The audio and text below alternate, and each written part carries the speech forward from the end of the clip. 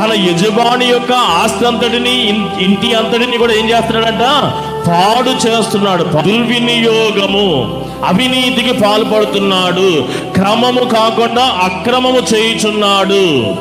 స్వార్థము నిమిత్తమై, తన కోరికల నిమిత్తమై యజమాని యొక్క ఆస్తి అంతటిని కూడా తాను రకరకాలుగా దుర్వినియోగం చేసుకొని పాడు చేస్తున్నాడు. వీళ్ళు చాలా మంది ఇలాంటి వారు లేకపోలేదు, ఇలాంటి వారు మీలో కూడా ఉండవచ్చు.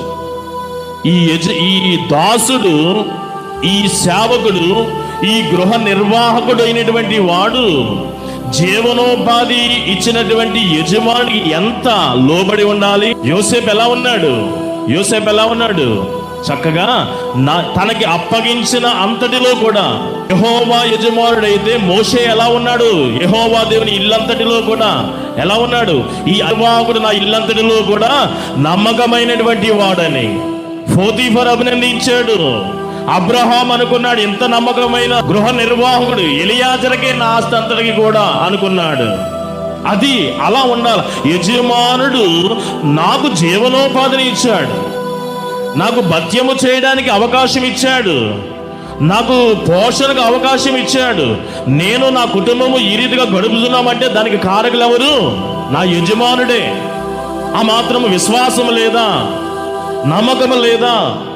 కానీ ఇక్కడ ఎవరైతే ఆశ్రయం ఇచ్చారో, ఎవరైతే ఆధారముగా ఉన్నారో, ఎవరైతే చేర్చుకున్నారో యజమానుడు, ఆ యజమానుడిని మోసగించుట, అన్యాయము చేయుట, నమ్మక ద్రోహము చేయుట అనేది కనబడుచున్నది.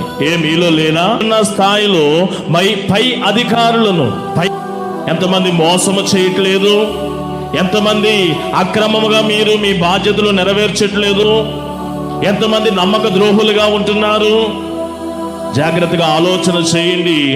ఎందుకు అంటే మీ స్వార్థము నిమిత్తమే. చిన్న ఉద్యోగాలు, లేకపోతే ఎక్కువగా మోతాదులో కోరికలు, వాటి కొరకైనటువంటి మీ స్వార్థ ప్రయోజనాలకి, మితము లేనటువంటి మీ కోరికలకు, హద్దు లేనటువంటి కోరికలు తీర్చుకోవడానికి మీరు ఏం చేస్తారంటే, ఎవరైతే మీకు అన్నము పెట్టడానికి అవకాశం ఇచ్చారో, మీకు ఉద్యోగ అవకాశం ఇచ్చారో, చేతి నిండా పని ఇచ్చారో, నిన్ను నమ్మి ఇచ్చారో, నీవేం చేస్తావంటే యజమానుడు ఎలా పోయినా పర్లేదు, తాను కూర్చున్న కొమ్మని వాడే నరుకున్నట్లుగా ఉద్యోగం ఇచ్చినటువంటి వాడిని, చేరదీసినటువంటి వాడిని, ఆ కంపెనీని, ఆ సంస్థను, ఆ యొక్క బిజినెస్ అంతటి నువ్వేం చేస్తున్నావంటే నీ కోరికలు, నీ స్వార్థము నిమిత్తం ఏం చేస్తున్నావు?